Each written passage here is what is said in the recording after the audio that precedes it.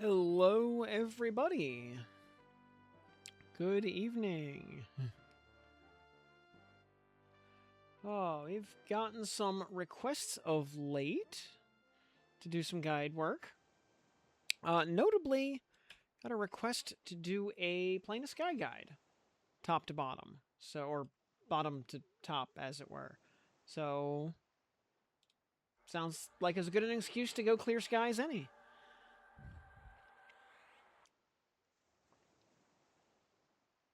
Yeah, specifically, the most recent request for that came in from YouTube subscriber Tech and Doc. So, well, let's get to it.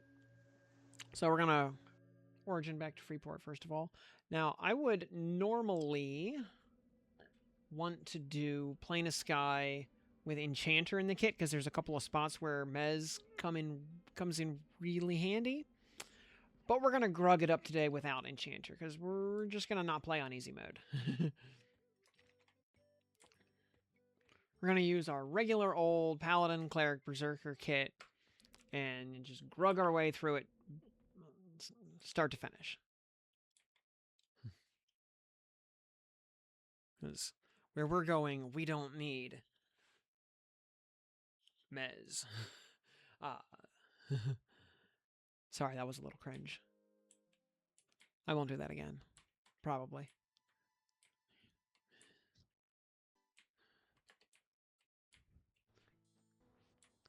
Also, because actually where we're going, Mez would be extraordinarily useful. As you're going to see.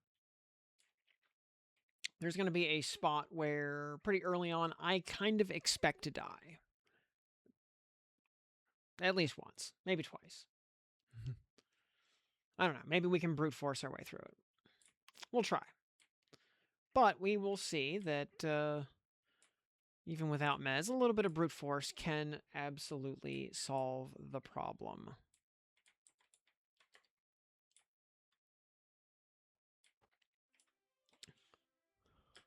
Though I will mention also, we do not have any version of slow in the current kit. If we were just kind of hitting planar levels and had a lot less gear than we have now, doing this without slow and without Mez would be pretty challenging. Not impossible, mind you, but challenging. And we have enough gear to trivialize most of the individual mobs at this point. But make sure. Let's see. Journeyman's. Making sure we don't have any buffs that are not from ourself. And no, we don't. So.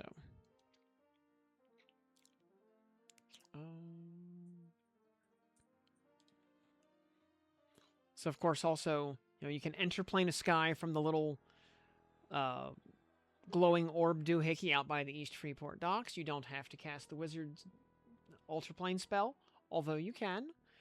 And interestingly, by the way, if you raise the Ultra Plane spell up to rank 10, it will no longer require spell components. Because any spell that has a component cost has a 10% per upgrade rank, stacking additively, chance to not use the component. So at rank 10, it has a 100% chance to not use the component.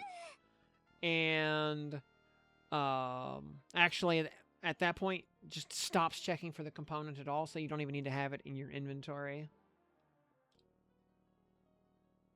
So first thing we're going to do is go in here. We're going to make let's see. Yeah, we'll play on D0 just for the sake of it. But we are going to make a non-respawning instance specifically so that if we do die, we can at least kind of grind through some mobs, thin the herd a bit, come back and try again, and not be on a timer at all. So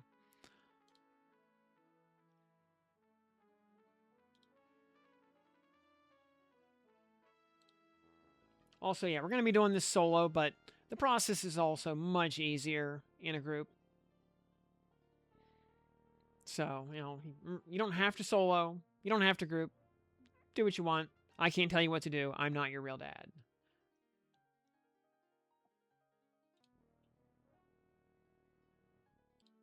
So, all right, we find ourselves here on the first island of Plain of Sky. Also, we'll switch over to the default map. Plain of Sky got a really nice map made for it that is Legends specific. It's really pretty.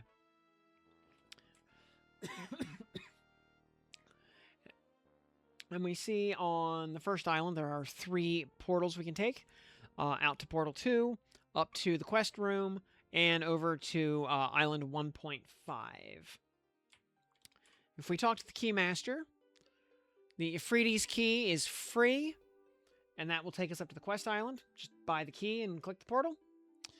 The Key of Swords and Key of the Misplaced can also be bought for money if you want. Or we can just fight Thunder Princess here. Also, by the way, anyone who played Vanilla EQ might remember the keying process in Plain of Sky was really convoluted, where like you'd kill a bunch of trash mobs, you'd get some kind of quest item, then you would kill the boss of the island to spawn Siren the Lunatic, then you'd hand the item to Siren, and Siren would give you the key. And then there were some other oddities in the later islands with having to say weird backwards dialogue to Siren. All of that is gone. That is gone. Siren is gone. No nonsense. No shenanigans. On any given island, you kill the boss, it just drops the key. And everybody gets their own copy of the key, so you don't have to worry about any of this. So we want to get our first keys. I don't want to spend money to get keys because I'm cheap like that. So we're going to kill Thunder Spirit Princess instead. After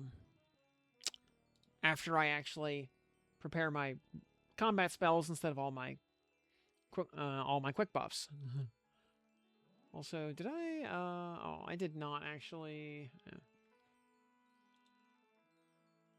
I actually got to put my haste buff up.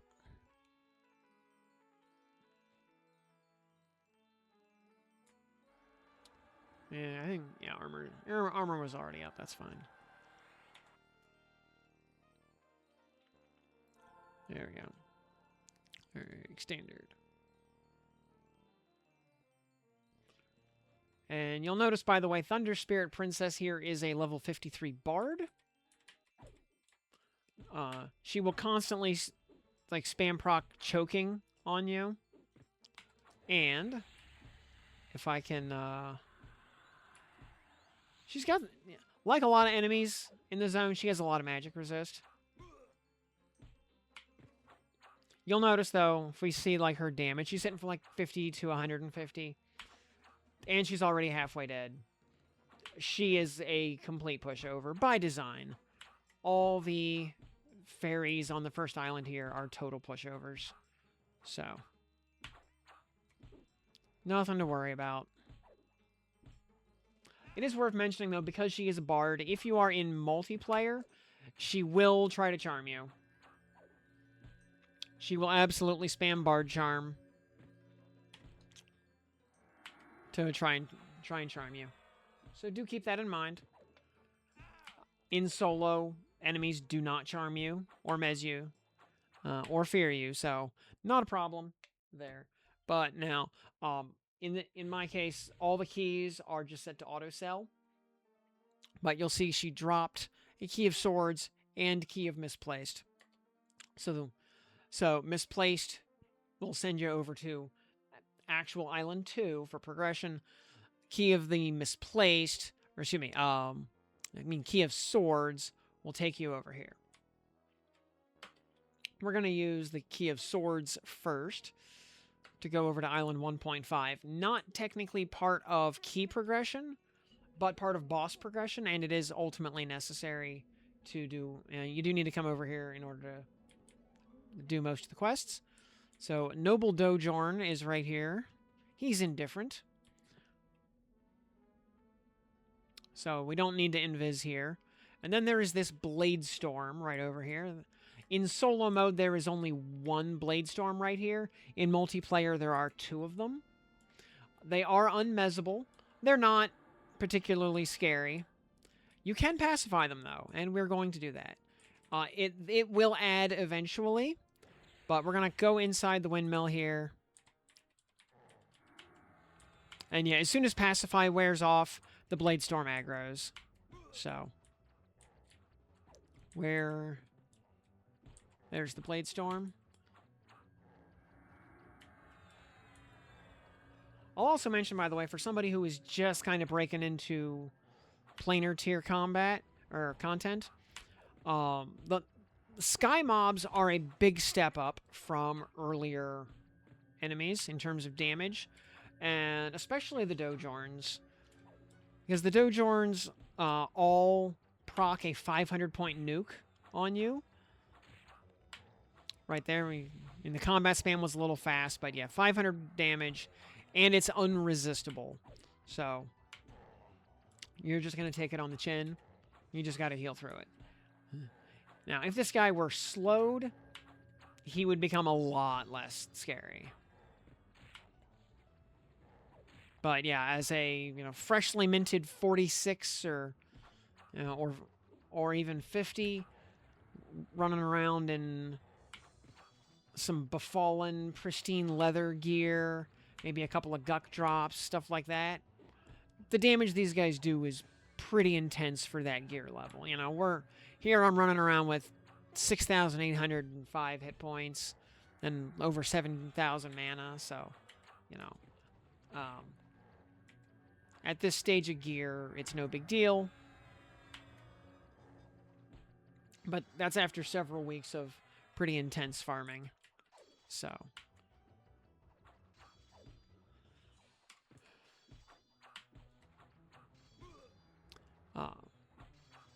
And Ifriti Warhorn, I do not need that anymore.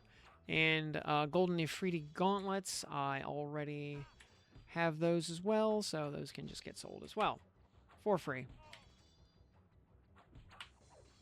So we just kill this Blade Storm here, and we'll be ready to move on.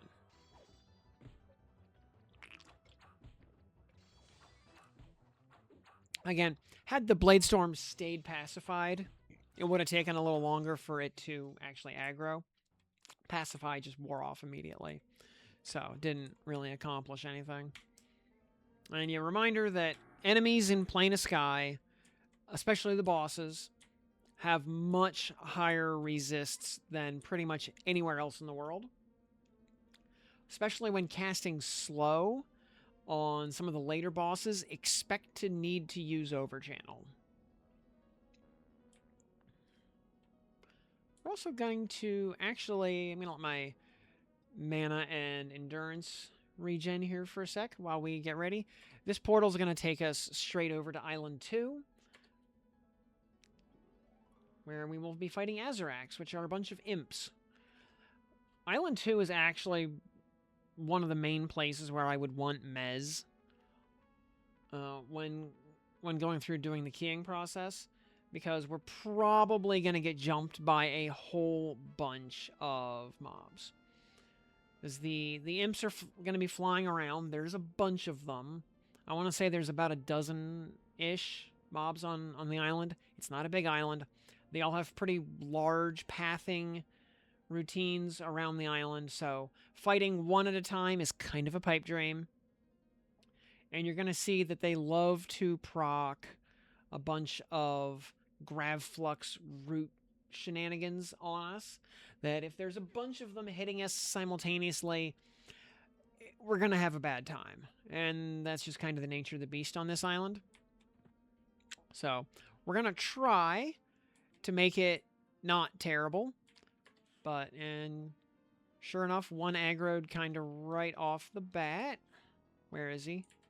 Right here. And they are all rogues. So be mindful of backstabs. Now the goal on this island is there's a particular Azarak, and you can't tell which one. They all look the same. There's a particular Azarak that when we kill it, the boss of the island, Protector of Sky, will spawn. And so we're going to just keep killing Azaraks until we get one. I'm going to be pacifying these to try to minimize how badly we get swarmed. I expect to have to deal with ads. We're just kind of in the northwest corner here. There's not really a safe spot anywhere, but there's that grav flux I was talking about. And you'll see it is also a... there's 200 damage, and it's a dot. And I'm trying to move around, but I can't because I'm rooted. I can turn, but I can't move because I'm rooted. Here comes another ad.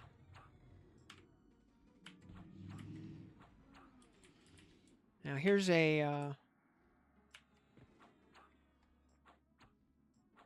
that used to work, but okay.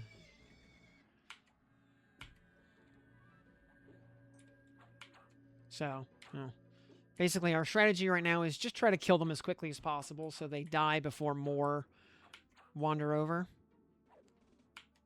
Total Grug Mode strategy. These are mezable, by the way. So, if we were playing on Enchanter, we wouldn't have anything to worry about. It would just be totally free.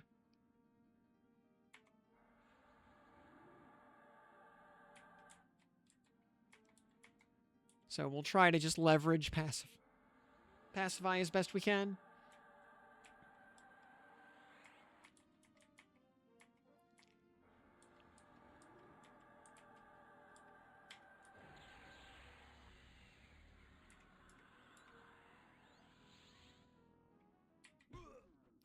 Also worth noting, just one of the kind of gimmicks of this zone in general. Enemies do move in three-dimensional space because they fly around. Sometimes an enemy will be way up here somewhere in the sky, and it'll be able to hit you, and you won't be able to hit it back, which is annoying, but it happens. Best thing to do there is just move away from it, because it'll move on kind of a landing pattern. It'll ultimately come down to surface level as it moves towards you. So you can use that to pull it towards the ground. Are we going to aggro that other one? Yeah, we are. See ya, Chief. Okay, I don't know where he's going, but he has...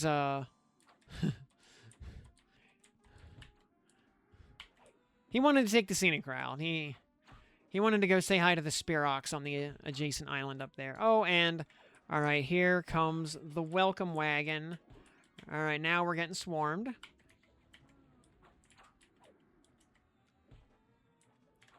Yeah, individually, these guys are not bad at all, but dealing with like 4 or 5 or 6 of them at once can start to get pretty abusive.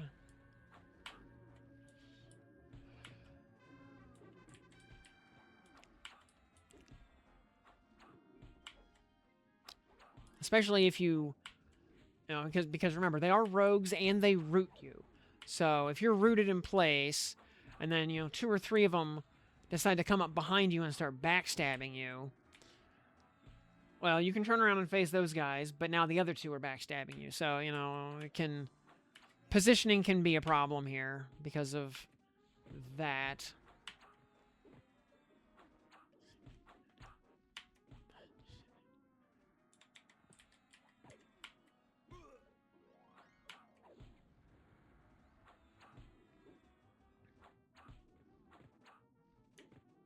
So yeah, 4 of these.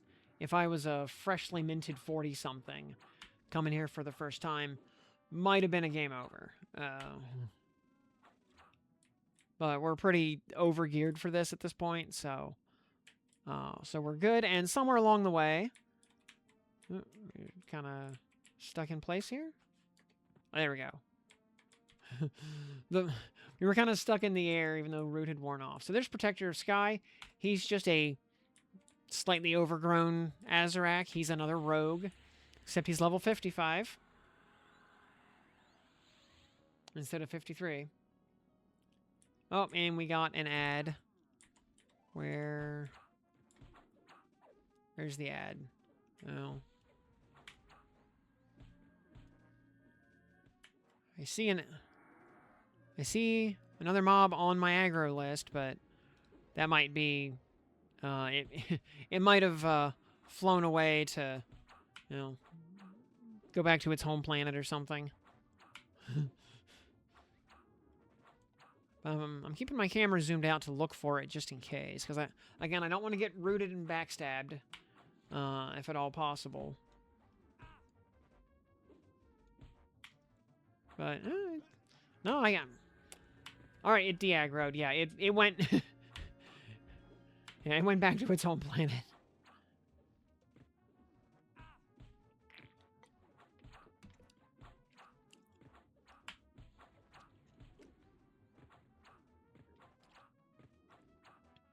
Miss.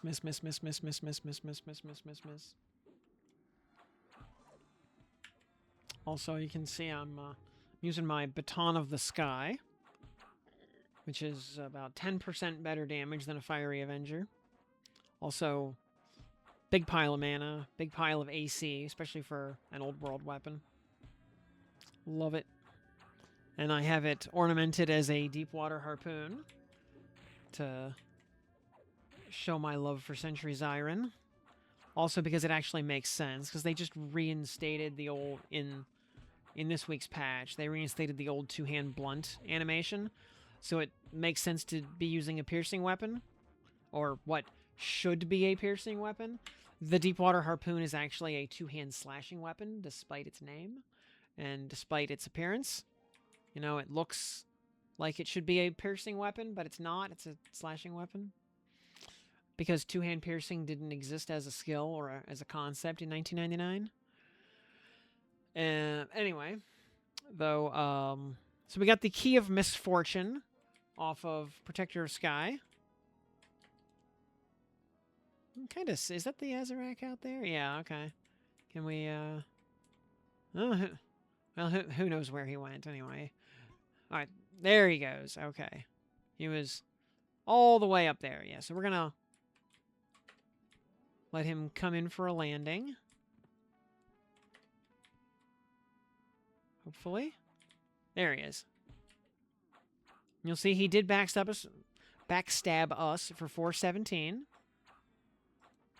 So you can see how 5 or 6 of those guys stacked up, surrounding you and rooting you could be a problem.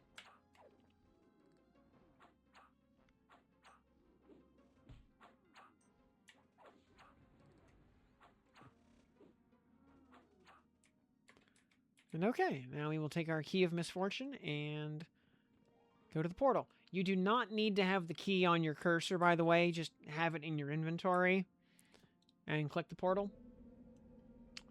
And notably, the next time you try to pick up the key, or the next time you log into the game,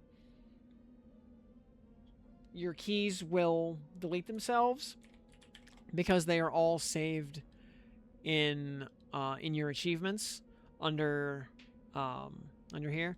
Ifriti's key is its own thing. Islands of Sky keys. Notably, by the way, to get the achievements for these, they do have to be done in order. So if somebody uses Gather Party, for example, to yank you up to Island 7, you get the Vishan's key there to go to Island 8. When you click up to Island 8, it'll give you a message that tells you can't get the achievement credit for Vishan's key because you haven't done the other ones before it yet. So you do need to get your achievement credit in order, starting from the Key of Swords and Key of the Misplaced. So, just FYI. But that brings us to next island here, which is Gorgolosk Island. By the way, the mob placement on this island is a little bit different on solo mode versus group mode. In solo mode, the house here in the middle of the island just has Gorgolosk and this Heart Harpy right here. On multiplayer mode, there would be a Glare Lord, or, you know, like a Beholder, or, excuse me, a totally original intellectual property, eye-based monster, not infringing on any Wizards of the Coast copyrights or trademarks. Eye monster here in this corner. The Heart Harpy would be right here at the center of the wall, and Gorgolosk, the boss, would be over in this corner right here. So the way you would pull Gorgolosk would be a little bit different. You'd have to, if you were using Pacify, for example, the pattern of mobs you pacify is a little bit different, but not by much. It's the same concept. So there are also, two, again, not trademark infringing eye-based monsters right here. On multiplayer, there would be 2 invisible air elementals right here. But we're going to treat them the exact same way, which is we're going to pacify these guards. All right, 1 totally original eye monster, not infringing on trademarks. 2 totally original eye monsters, not infringing on trademarks. 1 Heart Harpy, just pacifying as we go. And Gorgolosk, who we cannot pacify. Oh, dang. One of those pacifies wore off, and so now we have to deal with a bunch of them. Alright. This crystalline cloud wandered in at exactly the wrong moment. You could also just fight in the house. This wandering mob would probably wander in while you're fighting. But at the very least, the Heart Harpy wouldn't aggro until Pacify wears off. So, however you want to do it there. And the mobs here are not so nasty. Though the Gorgons do have the same Gorgon stun that they use in Plane of Fear. That massive, like, 10-second stun, which is super annoying. So if you don't have a huge pile of magic resist, get ready to deal with that. Especially if you're fighting multiple Harpies at the same time. And that includes Gorgolosk herself, who uses that Gorgon stun. Now, right now, I'm sitting on 282 magic resist, so it's just bouncing off of me. But that is a thing to consider if you have lower magic resist. If you only had, let's say, 200 magic resist or less, that Gorgon stun would be a major annoyance.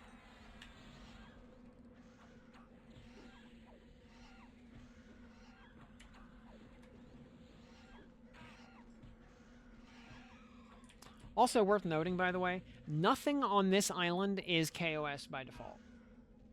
So you do not need Invis on this island.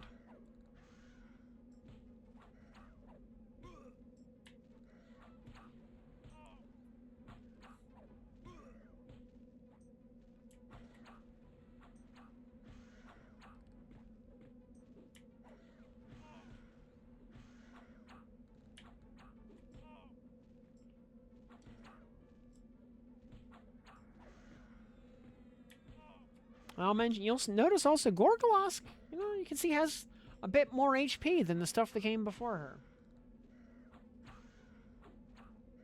Minimum hits around like 61 or 65. Max hit is nothing crazy. You'll see she has a pretty low attack stat too. She's hitting for minimum pretty consistently against my 565 AC. Yeah, 360 is probably about her maximum. So, again, as a freshly minted 40-something, she is definitely a step up from Protector of Sky or Thunder Princess. You know, this is where enemy power starts to ramp up a bit.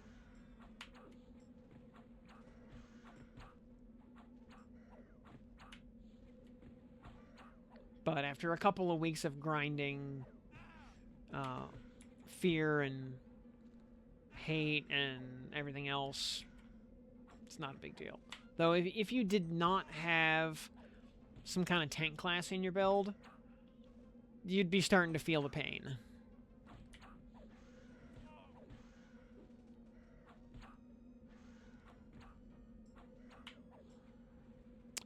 Oh, light woolen mask. I think I had that already, because I'm pretty sure I had the Mask of Songs or whatever it was called. Yeah, Mask of Song, which I'm pretty sure is what that item makes.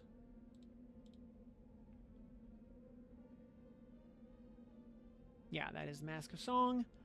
And yeah, I do not need another one of those. And on the other hand, though, Gorgolosk drops the Key of Beasts.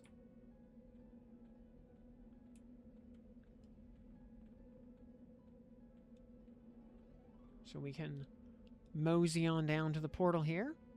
We are going to wait for resources to refill before we click up to the next island, which will be the Pegasus Island.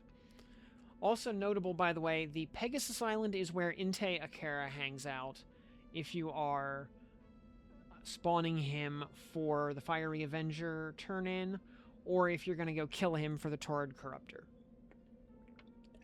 Or perhaps both simultaneously.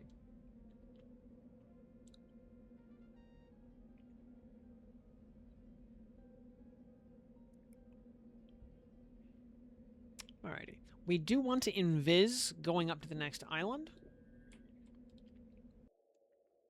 So up here we have a whole bunch of griffins and a bunch of pegasi.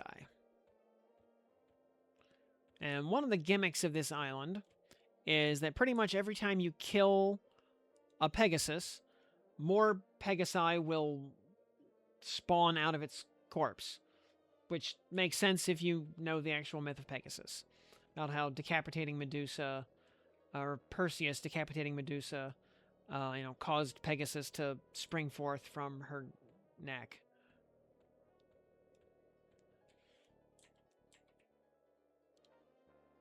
So, okay.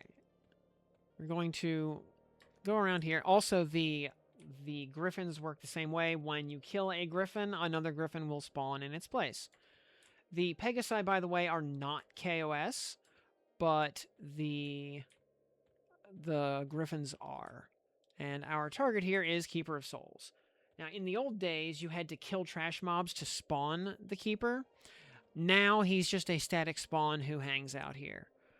And other trash mobs will frequently path by him and float around underneath him for a while. And they will eventually leave, and you can pull him single. And if you're behind him in this corner here, nothing will path back to here, and you can just fight him solo. But, of course, now this other horse moved in and got in the way. So we're just going to wait for this dumb horse to leave. There we go. And we will pull Keeper of Souls. Keeper of Souls does have a very large aggro range, by the way, and he is KOS, unlike the other Pegasi. He is also a gigantic pushover by the standards of bosses in this zone. He has a lot of hit points, but he's a pushover.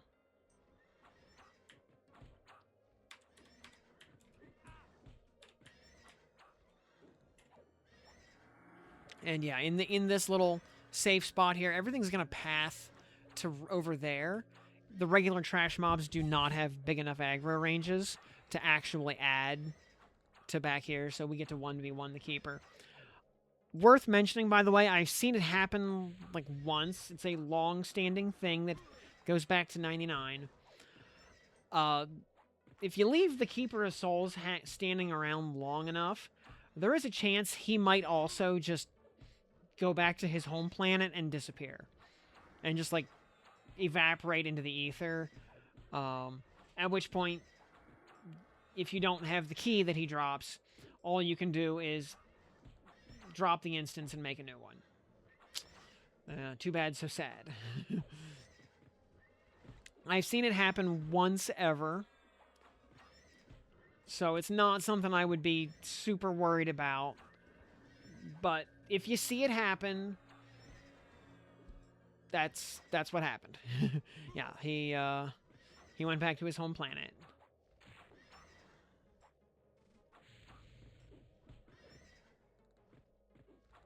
But yeah, no giant unresistible procs or anything on this horse. He's just a plain old vanilla warrior.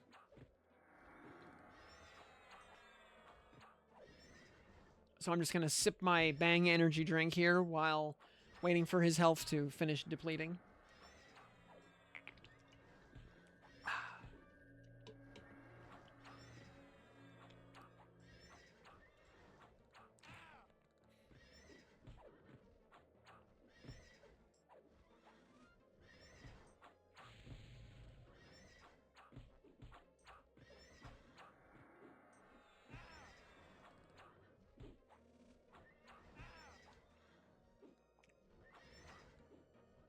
Even when I was a freshly minted 40-something, I could solo this guy with minimal difficulty. So let's see here. Small shield for cleric, we already have. Silver ring for shadow knights, we already have that. Light woolen mantle for bards, we already have that, I'm pretty sure. Yeah, mantle of the songweaver, yep. And fine velvet cloak. That actually...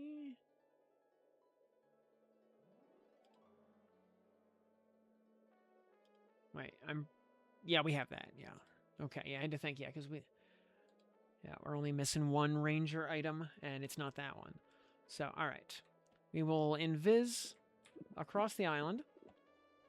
You'll see that it did drop the avian key that will lead to the next island. But we need to make one little pit stop first. Because we killed the noble Dojorn earlier, the Overseer of Air is waiting for us outside of this windmill right here. He is the second of the genie trio. And we need to be a little careful because we haven't cleared the trash. There's a bunch of griffins and stuff wandering around that could hypothetically add. So, a little situational awareness here.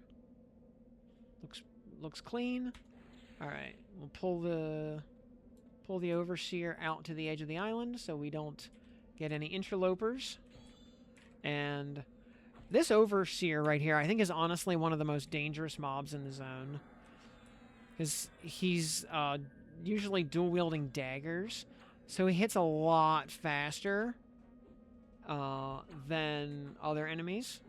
And he does have that 500-point life tap proc, which, you know, he can hit with his... Which he can, like, multi-proc, as you saw right there. So, like, a really, really bad round of melee can just shred your life bar. His proc rate isn't that awful, and his accuracy isn't super high. But, again, you know, even with the level of gear I have, I put a little bit of respect on this guy's name.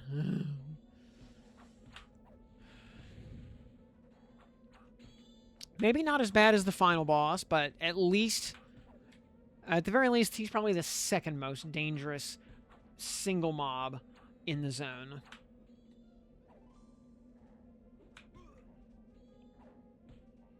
Now, if we could slow him, that would completely trivialize him. But we don't have slow, so we're just face tanking. Just pure Grug mode the whole way.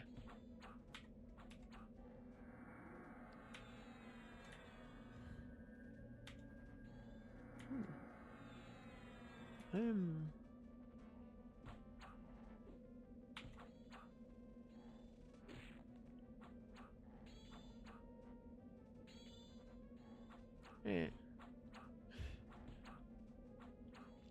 The sky is such a drag. No, you know what? It took me a little while to learn to like Sky. Maybe it's Stockholm Syndrome at this point. And yeah, ooh. Yeah, this guy absolutely smacks.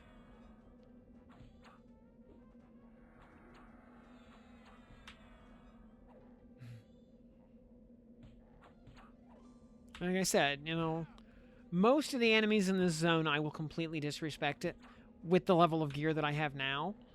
Not this guy. I'm actually watching my health bar and keeping my hand on the keyboard.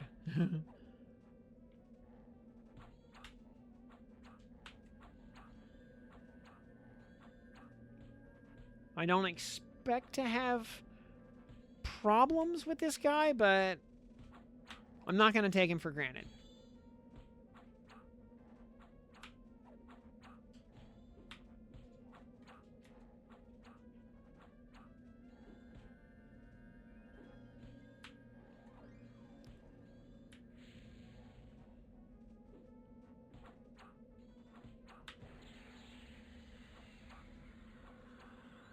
We were getting a lot of duplicates with particular mobs. I do not need any of those. Actually, I don't think I need any of the Afridi drops at this point, but I don't need any of those. So, off we go. So, alright. Next island is the Aviac Island. Oh, and there's some griffins hanging out here by the portal.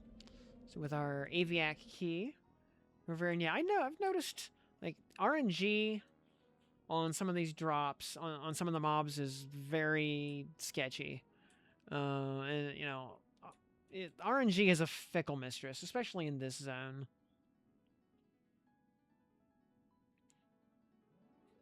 So here we are on Aviac Island, and we're waiting for some resources to go up while we're going to be fighting these Spiroks here. So what we need to do, we're going to kill this Spirok Arbiter, mainly because he's just in the way of this Spirok Banisher over here. We'll kill the Banisher. Then the Spirok Guardian will spawn over here. We'll kill him, and that will spawn the Spirok Lord over at the other end of the island. Now, if we wanted to, we could actually do that process several times. Kill a Banisher, kill a Guardian, kill a Lord, kill another Banisher, to spawn another Guardian, to spawn another Lord, etc. Though, if the Lord is already up, more Guardians will not spawn extra Lords.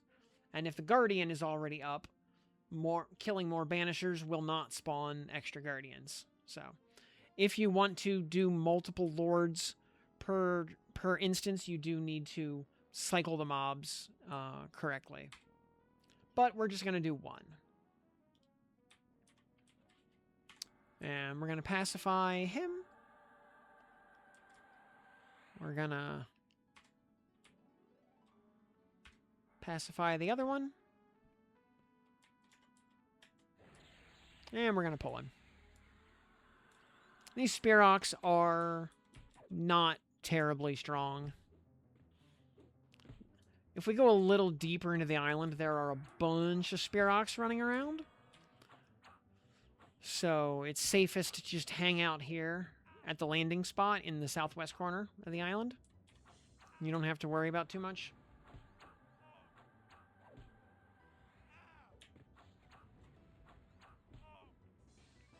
And, yeah, now, in the old days, there used to be ways to chain, like, an infinite number of Spirok Lords back to back to back to back to back to back to back. That does not work anymore. Sorry. You gotta actually do the full loop if you want to do multiple Lords. Yep. Yeah, the Trixie Hobbits' shenanigans do not work anymore.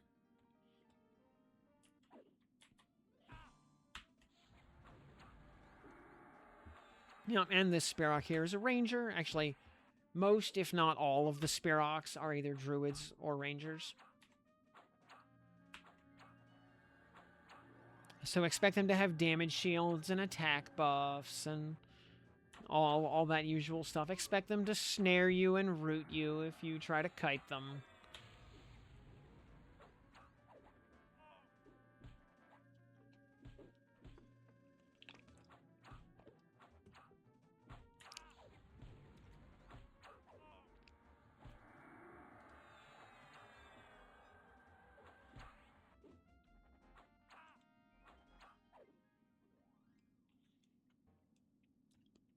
And, yep, as soon as that dies, the Spirok Guardian spawns. Now, on multiplayer, the Spirok Guardian has an aggro range roughly 5 zip codes wide, and will probably auto-aggro you from pretty much anywhere. On solo mode, he does not have that problem. Yep, yeah. Yeah, good advice there from chat. Thank you, Namvb. Yeah, if you have a pillage enchantment or something, yeah, pull the Lord with that. Like if you have your Golem Metal wand, click in your weapon, for example. Or if you can just cast pillage enchantment because you're an enchanter, then absolutely use that. Will make the fight go a lot faster.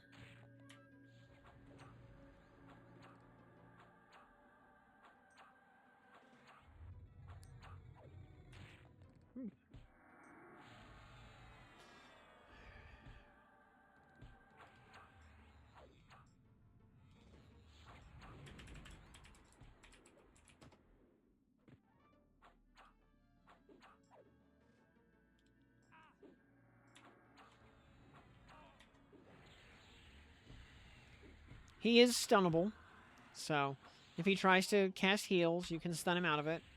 Keep in mind, he is level 60, so most stuns need to be moded up to +5 in order to actually work on him.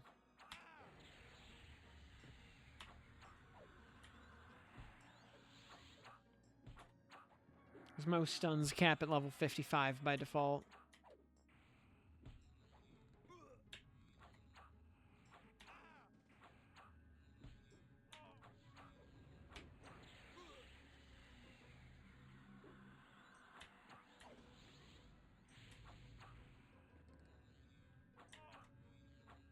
Alright, and he's dead. So now we're going to invis across the island. Nothing on this island sees invis up to and including the Spirok Lord. So, there he is. And we'll see he is a ranger, and he is casting ranger buffs on himself. And we'll notice there are a bunch of these Spirok Vanquishers running around this end of the island as well. On multiplayer, those guys have pretty sizable aggro ranges, as does the Lord. So on multiplayer, when you aggro the Lord, you're probably going to aggro a Vanquisher or 4. And that's just kind of the nature of the beast. On solo mode, though, we don't have that problem.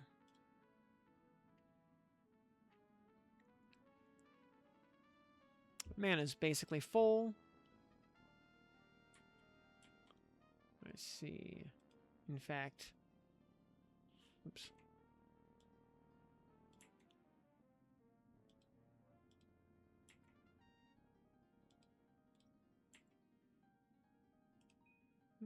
Go ahead and cast Pillage Enchantment.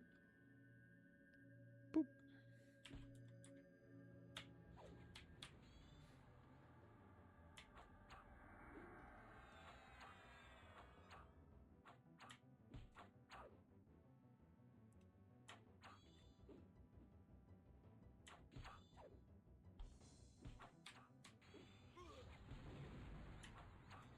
So since the Spirok Lord is the highest level ranger in the world,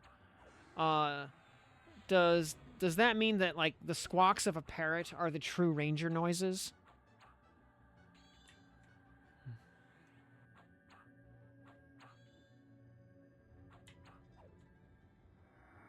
Yeah, inquiring minds want to know. Of course, he's going to spend a lot of time trying to cast ensnaring roots and whatnot on us, and it's not going to work very well. Again, 282 magic resist.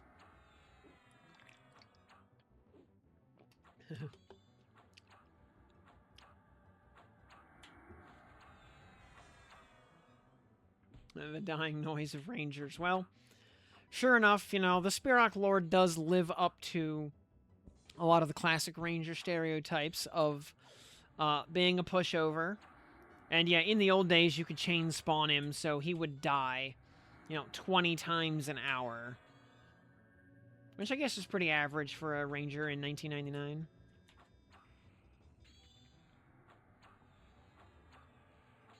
Isn't that the gate sound? I have actually seen one NPC pet gate on Legends. You know, and NPC gating is supposed to be disabled, but I have seen one monster's pet actually cast gate.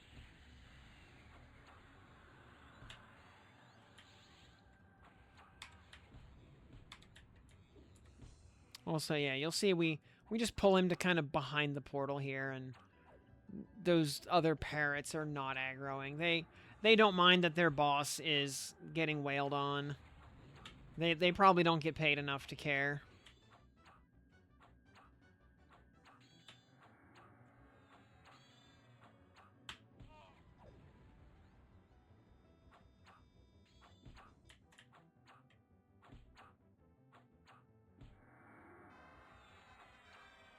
And Spirok Earth Totem is the Ranger Totem, which I actually just dropped that finally last night. I don't need another one.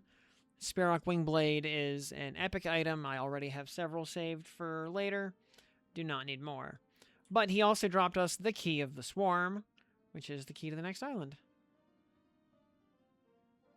Also, if we go over to the lore tab, by the way, it'll tell us this key unlocks the portal to the island of Bazit Zizd in the Plane of Sky.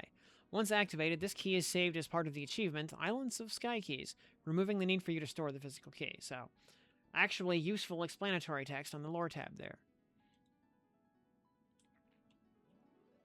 Now, the next island, the enemies are highly aggressive and have very large aggro ranges, so we absolutely want to invis for this. Bee Island is everybody's favorite island. Although they're actually wasps for the most part, not bees. So we shouldn't really call it Wasp Island, but it is what it is. So, okay, we can see what this island looks like. There are 3 wasps. B1, or Wasp 1, Wasp 2, and Wasp 3. And then the portal is back there behind this giant cog, or whatever this is. Bees 1 and 3 are a waste of time. You can charm them, you can mez them, whatever. They drop nothing, they have no value. They are just trash mobs. B2 is the one we care about. And we can visually differentiate them by the fact that B2 or Wasp 2 is visually much larger than the others. You can always spot him in the crowd. Also, when any of these 3 mobs die, they will spawn more mobs on top of them, on top of their corpse. The two trash bees, bees 1 and B3, will spawn either 2 or 3 trash bees, depending on which one it is. And then those bees will spawn more bees. Whereas bee number 2, the big bee that matters, will only spawn 1 subsequent bee in a chain, one after the other, until the island is done. So, now, important note, what we're going to do, we're going to pacify these, but it should be noted, you basically need extended range 2, or 3 if you're able to use it. You need an extended range focus in order to cast from far enough away on Pacify that the bees don't aggro you in the process. So what we're going to do, we're going to run behind the cog here. We're targeting bee number 3, and we're going to try to cast Pacify. We're out of range, as expected. We're going to move up a couple of steps, still out of range. Up a step, out of range. Up a step, out of range. Up a step, out of range. Ooh, it resisted. But it didn't crit resist. Let's try again. Let's hope it lands. Boop. Okay. B number 3 is pacified. So we move on to B number 2. We're going to do the same thing. We're going to start out of range and inch our way forward until we're able to cast on it and pacify it. Then we can go up here, target B number 3, and we're going to inch forward carefully until we're able to cast on it from maximum range. And then we will pull B number 2, and we're going to pull him back towards the portal over here, so he's nowhere near the other bees.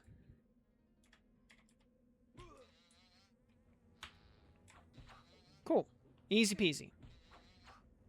If we had Enchanter in the kit, we could just pull them willy-nilly, because we can just mez the extras.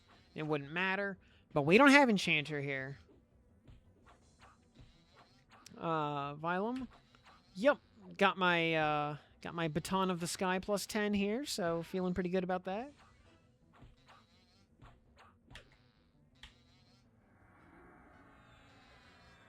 And the Fatch, good evening. Deepwater Harpoon graphic, absolutely. Yep, because we're actually poking with it instead of whacking with it. It looks like an actual piercing weapon.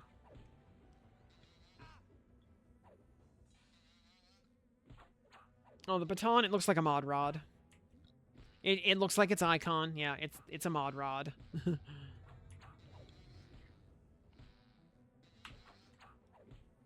Hey, Dark Templar, good evening to you as well. Oh, we got some AAs to spend, by the way. We can buy a rank of Steadfast Will. Boop. And that's where it starts to get expensive. Alright. So we kill that first bee, and another one spawns in its place. Bazazed. And we start working this down. And it should be noted, by the way, the bees that spawn out of other bees will consider wherever they popped into existence their spawn point. So if I were to die right now, let's say I had screwed up the poll and had pulled two of the starter bees, I could die right now. The other starter bee would path back home, but this bee that I actually care about would stay right here. I could rebuff back at the entrance, run back over here. This guy would be waiting for me right here by the portal, and I could kill him at my leisure.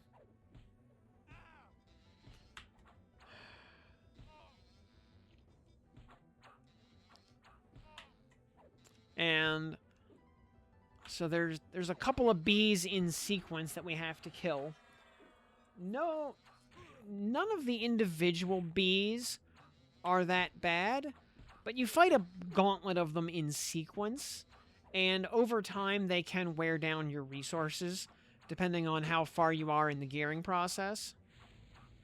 So, if you get attrited to death, don't worry about it. Again, you'll be able to run back. The bee will still be waiting here, safely split off from the others for you. You know, the bee you died to will pop back to 100% health immediately, but you can pick up the chain, you know, effectively where you left off. Getting 8 out of 8 steadfast hits different. Wish there was spell stun AAs. Well, there is a spell stun AA. It's called innate spell resistance. 10 extra magic resist. It's better than nothing. No, actually, I mean, the way you deal with spell stun is just maximize magic resist. That's why I use Weight of the Gods and Triumphant Mask and Leatherfoot Sandals. So I gotta actually switch to balance stance because I'm getting low on endurance.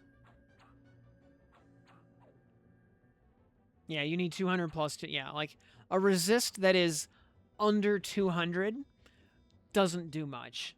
And a resist that is under 150 does almost nothing.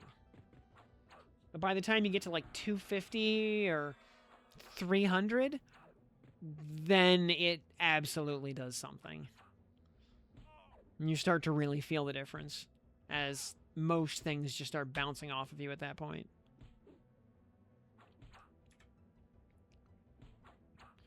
Bzzt.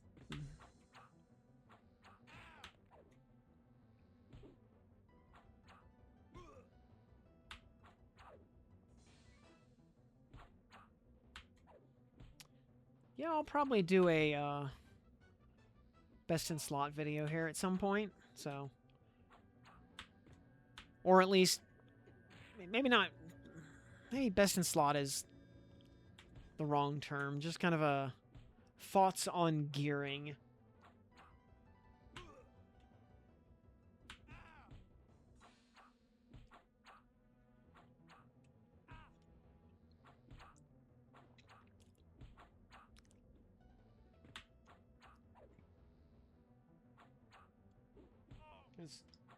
You know, you generally don't have a whole lot of options per slot in the old world.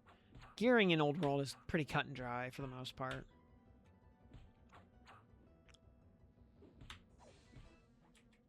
And here we go. Bazzitzed, or Bazdzz, I don't know, whatever. Anyway, this is the final B.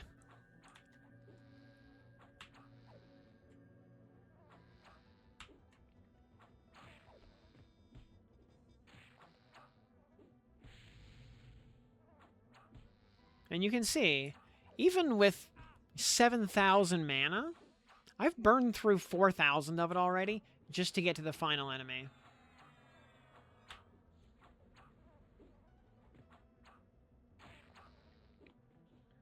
Now, how long does a Plane of Fear clear take in D4 grouped? 45 minutes to an hour to clear the whole zone?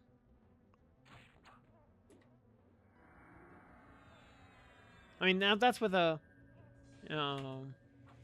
pretty, a group that had, that's experienced at it. And Aurora Adastra, welcome. Thank you for the raid. Hello, Raiders. We're killing some bees here while we recording a little guide video. Welcome, welcome.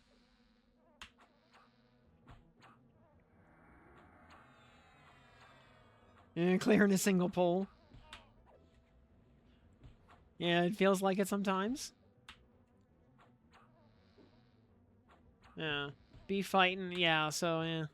I still need my cleric necklace drop off of, off this stupid bee.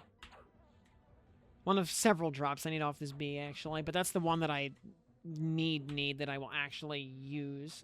That's the PR necklace, yep. How many emotes per hour right now? Going Fear D4 solo? Yeah, I would say I get about, let's say, 10 to 15 tier 5 motes per clear. Something like that. Yeah, in a clear that takes about an hour-ish.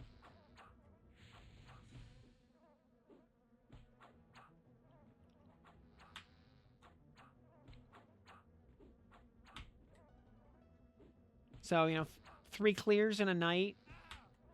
Get around 40 motes, something like that, 35, 40 probably. And, okay, it's not the item I wanted, but it is one that I didn't have yet. Box of Wind, the wizard item. Cool. Does that unlock wizard for me? That might actually unlock wizard for me. Yes it does. Okay, hey, we just unlocked wizard. Cool. And all right, Dark Templar. Yeah, we'll see you next time.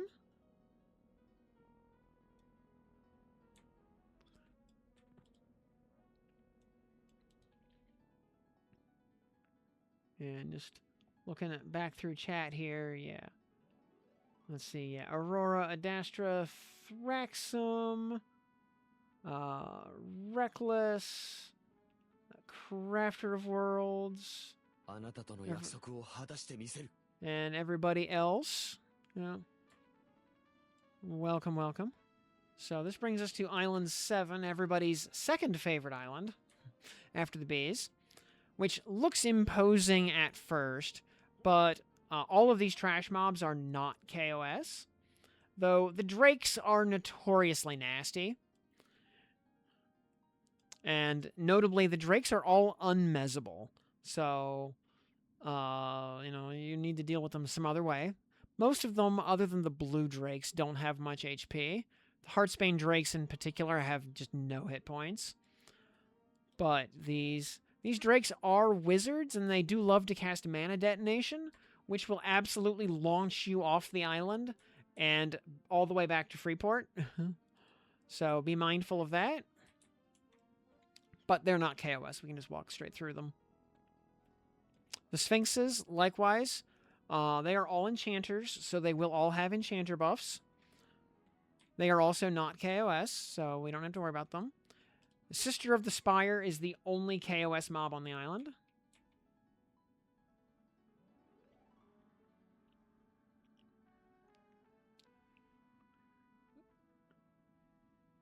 And she's just a warrior by default. Also, notably, she will have cleric buffs on her because there are some, let me invis up, because she does not see invis.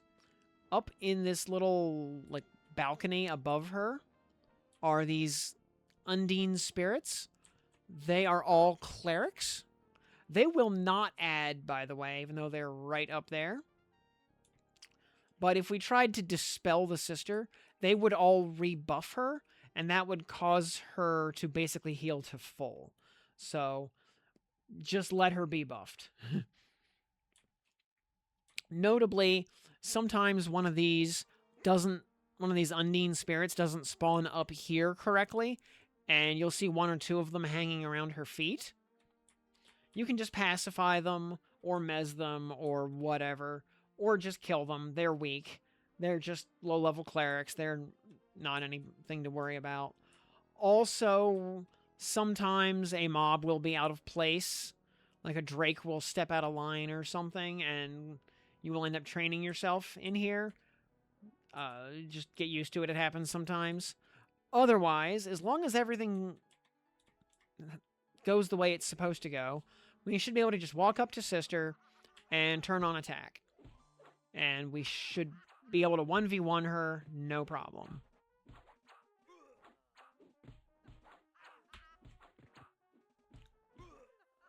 And she is extremely weak. One of the easiest bosses in the entire zone.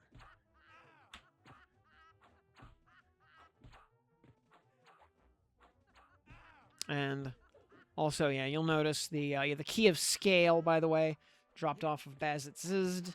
So that was the key to get up here.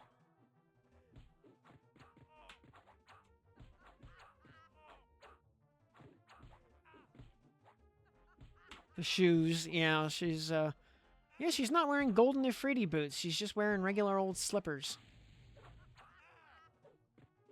Yeah. Yeah, POF, Moat Farm, not tonight, but one of these days. Also, or maybe Plane of Hate one of these nights. Yeah, I need to get Shadow Knight leveled up so I can practice two-hand piercing.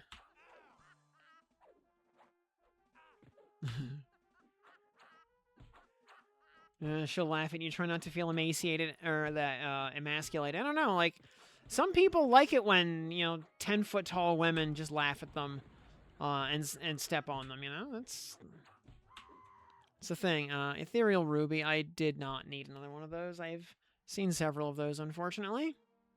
But then she also dropped Vishen's Key, which is the final key of the zone. You can actually see the final boss, Eye of Vishen, from here. Now, because we killed the Overseer of Air earlier, the Hand of Vishen, the final Dojorn, is also going to be wandering around the last island. in multiplayer, the hand will frequently aggro you from down here, and he will just happily pull himself down here. On solo mode, I don't think his aggro range is big enough.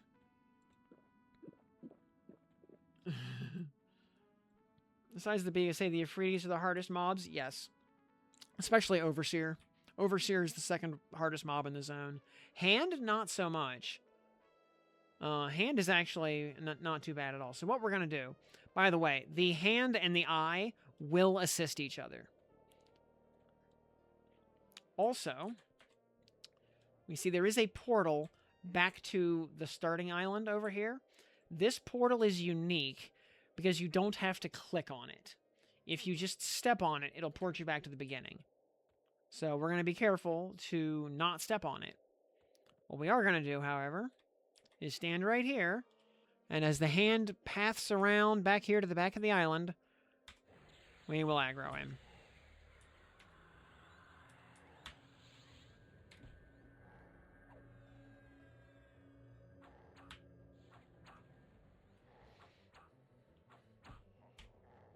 And he does have that 500 damage proc like the other Dojorns, but he's not dual-wielding high-speed daggers, so it's not a problem.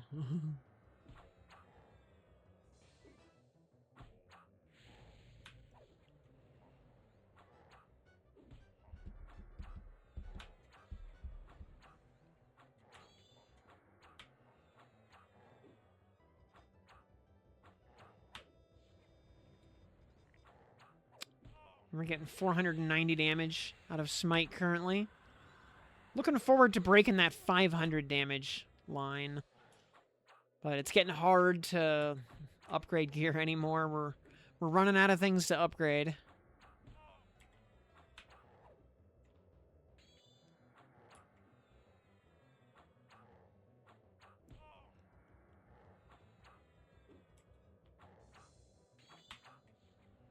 And you'll see the hand here is barely even doing damage to us. He's not having a good time.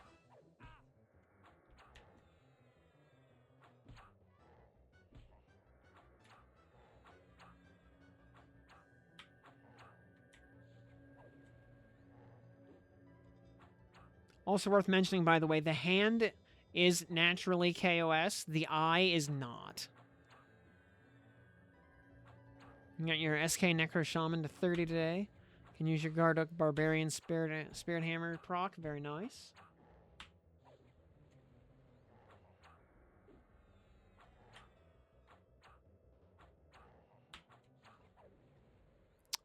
Oh, hey, we finally got some Golden Ifriti Bracers. Very nice. We already had Golden Chitin Bracers, which look exactly the same, but hey, it's good to finally complete the collection. Ifriti Mace and War Club, we do not need those anymore.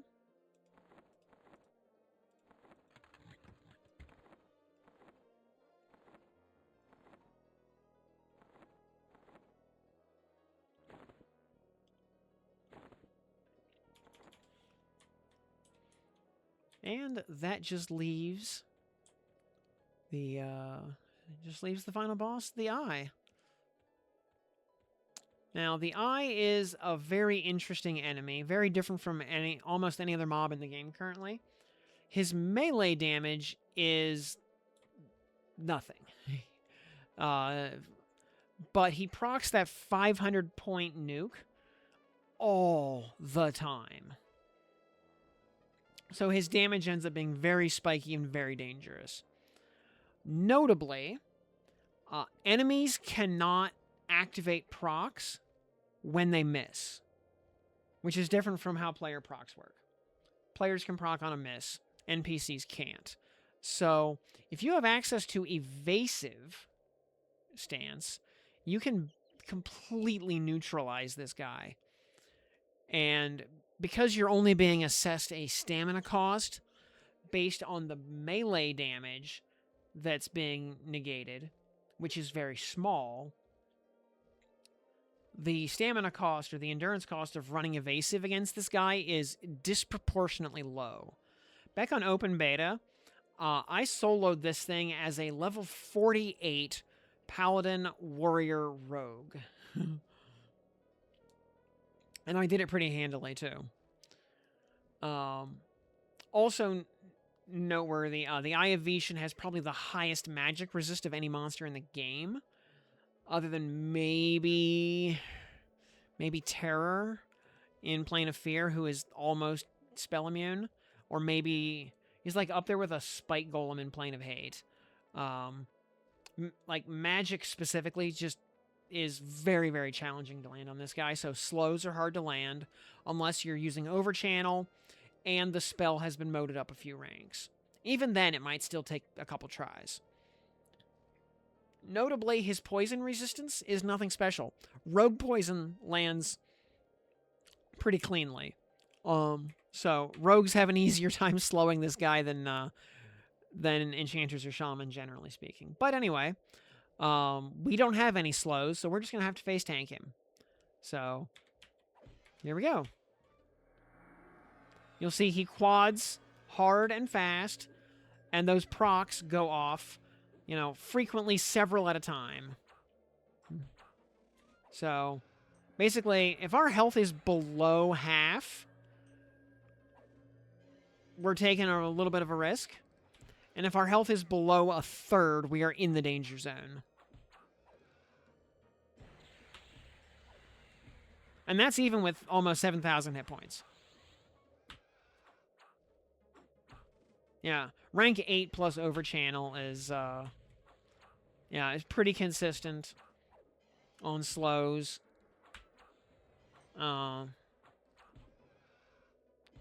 Less, you know, lower rank than that, not so much. And if you're not Overchanneling, you're just rolling the dice. And yes, you can post pics in chat.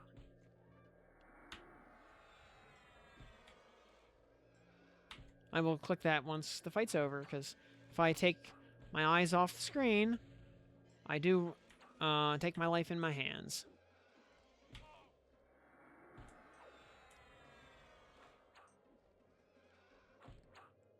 And you'll see he really doesn't have a lot of hit points. This is just kind of a burn race.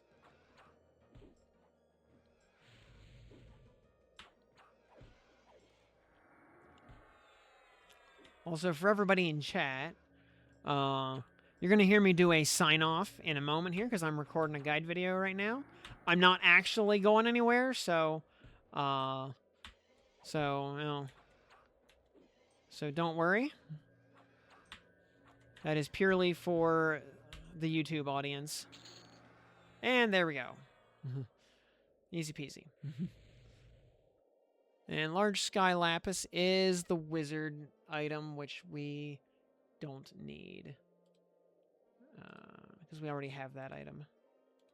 Is the large sky lapis is for Nargon staff that we already have. And unfortunately, Nargon staff also not a particularly interesting item. So, ripperoni there.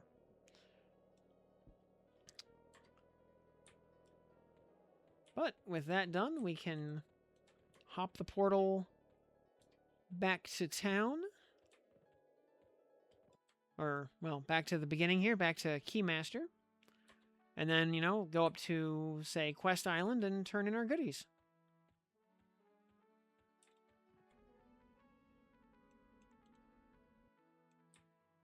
In this case, we want to go talk to Wizard Shrock.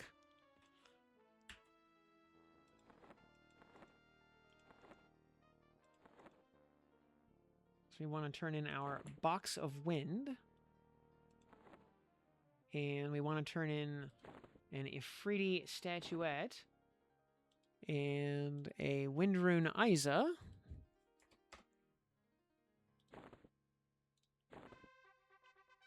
Which gets us a Solidate Mithril Ring. And now we can be primary class wizard. Huzzah. So, there you go. That is Plane of Sky, bottom to top. No slows, no mez. Just pure Grug mode. with Mez, with slows, would have been a lot easier, would have been doable with much less gear than what I've got. But you saw, Grug Mode, totally viable. So, hope that was of value to people. Hope you got some use out of it. Good luck getting the drops you actually want, especially off of Iovetian. He's got a very large loot table and only drops one item at a time, so good luck. You're going to need it. And we will see you in the next guide or the next VOD. So, my name's Tim, and we'll see you then. Good night.